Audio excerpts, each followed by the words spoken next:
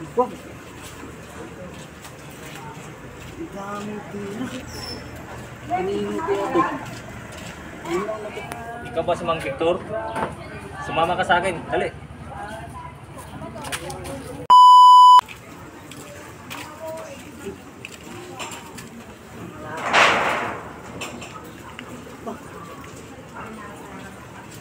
Wag. Ang dami pira. Kanino kaya ito? Hindi lang nakakita ng ganito kadaming pira.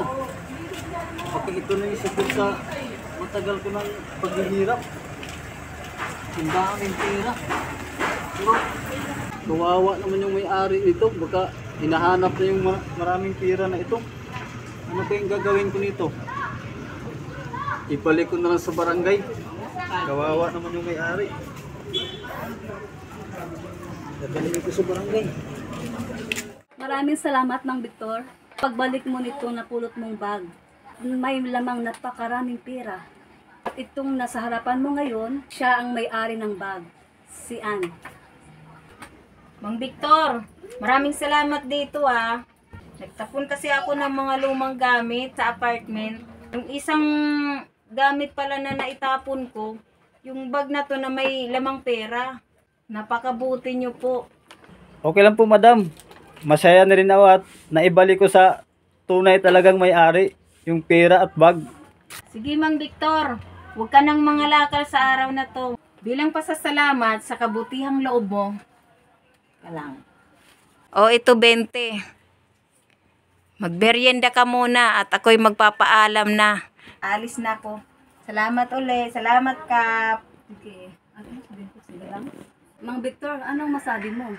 Nagbalik ka ng 200,000 pesos, 20 pesos lang ang pabuya sa'yo?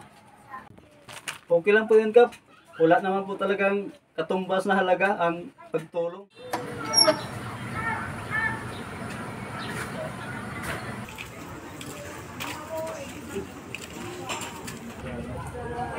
Ikaw ba si Mang Victor? Sumama ka sa akin, dali. Madam, ito na po yung taong pinadampot mo sa akin. O sige, papasukin mo na yan. Ika, madam. Ikaw yung pinagbalikan ko ng pera. Bakit mo ako pinadampot? Samantalang binalik ko ng buo yung pera mo. Na kahit isang centavos, wala akong binawas.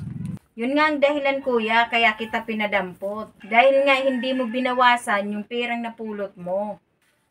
At binalik mo ito ng buo. At dahil dyan, ibibigay ko yung perang napulot mo. At dahil sa yung katapatan. Ito.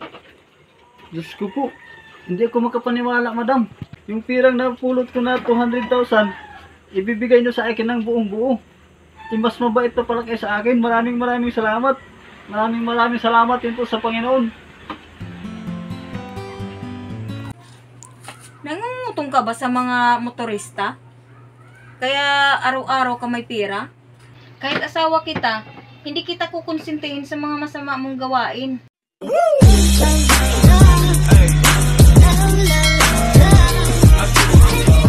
Nag-resign ka na bilang barangay tanod. Anong balak mo ngayon? Alalahanin mo, 4 anak natin. Tapos nag-resign ka pa sa pagkabarangay tanod. Paano? 10 taon na akong nagsilbing barangay tanod. Wala namang inaasinso yung buhay natin. Bukas kasi tanggapan ng traffic enforcer sa City Hall. Kaya bukas magti-training na ako para maging traffic enforcer. Alam mo kasi lagi kong naririnig sa mga traffic enforcer na yan na nasa kalsada daw ang pera. Pansinin mo yung mga traffic enforcer. Ang gaganda ng mga service na ng motor. Palagay ko, dito tayo aasinso.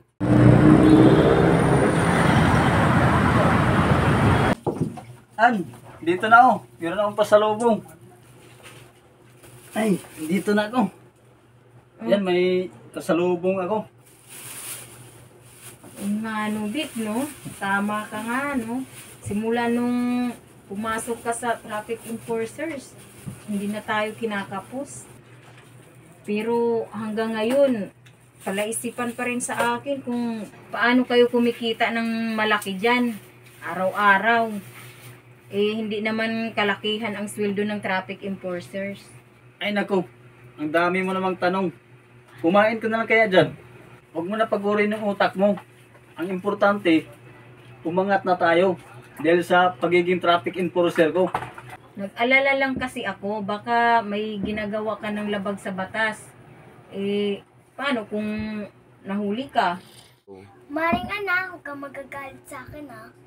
Usap-usapan kasi dito sa mga marites natin na kapitbahay ang biglaan ninyong pag-asenso. Maring Ann, totoo bang kutungero yung asawa mo? Kaya kayo biglang umangat sa buhay? Sa totoo lang, mga Mars, hindi ko rin alam kung paano silang extra income dyan sa trabaho nila. Samantala, mga traffic enforcer lang sila. Naku Mars, baka nangungutong na yan si pare. Delikado na yan. Vic, tapatin mo nga ako. Nangungutong ka ba sa mga motorista? Kaya araw-araw ka may pera? Kahit asawa kita, hindi kita kukonsintihin sa mga masama mong gawain. Mabuti pang maghiwalay na lang tayo. Ano bang pinagsasabi mo? Hindi naman ako nangungutong. Ganito kasi yun. Yung cigarette vendor na malapit dun sa stoplight, kung saan ako naka-duty, binigyan ko ng puhunan at hati kaming dalawa sa kita. Hati kaming dalawa sa kita araw-araw at hindi ako nangungutong. Katulad ng chismis nating mga kapitbahay na mga marites. Tawad. Ngayon, panatag na ako na hindi ka gumagawa ng labag sa batas.